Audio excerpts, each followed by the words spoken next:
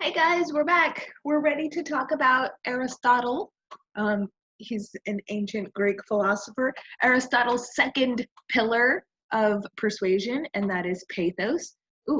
That's almost a tongue twister. Second pillar of persuasion is pathos.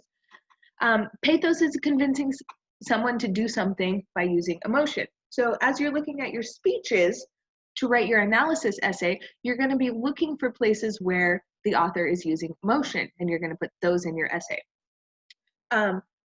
Emotion can take a lot of different forms. One example is right here.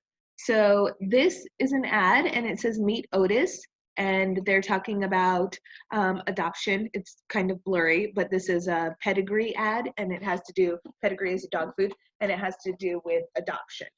So again, just like we did last time, what do they want the audience to do? And what is the evidence or reasoning? I think they want us to adopt some animals. And the reasoning is pretty emotional here. Look at those little eyes. They're using a vulnerable group to persuade us. And a lot of times we see vulnerable groups in the form of animals, children, or unfortunately women. I am a woman, and I don't necessarily like being in the same group as animals or children, but these in our society are considered vulnerable groups. So we can see this animal being very vulnerable. We feel a lot of pity for him. They specifically put the fence, the chain link, in front of him. He is a breed of dog that has very sad looking eyes, very wrinkled forehead that makes us look like he's forlorn. So they're using a lot to play on our emotions here. Also, one of the biggest things that has an emotional effect is instead of looking at a large group, we look at one single individual. They're not showing us a million sad dogs. They're showing us a close-up of one sad dog. And so when we have a specific case example, when we focus down to one example in a group, that is oftentimes going to be pathos as well. But of course, here it's mostly the vulnerability of the animal. Okay, let's go to another emotional example. And this says that for the poor, for people in poverty, life is a step back in time. And we can see Oklahoma, which is a state in the United States, during the Depression in 1936. And then we can see the Dominican Republic, another country, and it's 2007. So the way people were living during the Depression a long time ago is being compared to the way people are living currently in modern times in other countries.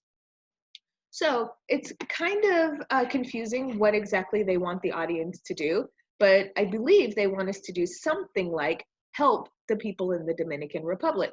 If that has to do with money, resources, spreading awareness, whatever it might be. The reasoning, the evidence is that, again, we're looking at a vulnerable group, poor people or people in poverty, and we're showing how difficult their conditions are right now. They're compared to things that people we may have known in the past a long time ago, what they had to deal with. So we feel a little bit of guilt, and we definitely feel pity for this group. You might also recognize that since we're comparing things, that is another type of rhetorical appeal from our last video, but I'm not going to tell you what it is. Okay, number 3. I just want you here to notice the two different uses of the same word choice, the same choice of words. This young girl, it says she has the power to change the world, and you have the power to help it. And then at the bottom it says, I am powerful. Again, we have a vulnerable group, we have a close-up of one individual, but one of the persuasive things here is the word power, power, power. Using a word that is going to make us feel hope, make us feel good about what her future might be like. Those words have an emotional appeal for us.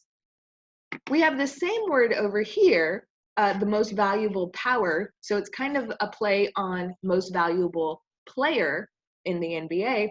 And this is, of course, a basketball player, Kobe Bryant, and he's the most valuable power. He's drinking vitamin water. He's very aggressive. He looks very strong. He looks very powerful. These are two different uses of powerful, but they're both effective because being powerful, being a winner, being strong, these are things that that have an emotional effect on us. They're not necessarily logical. If I drink vitamin water, I'm not going to play like Kobe.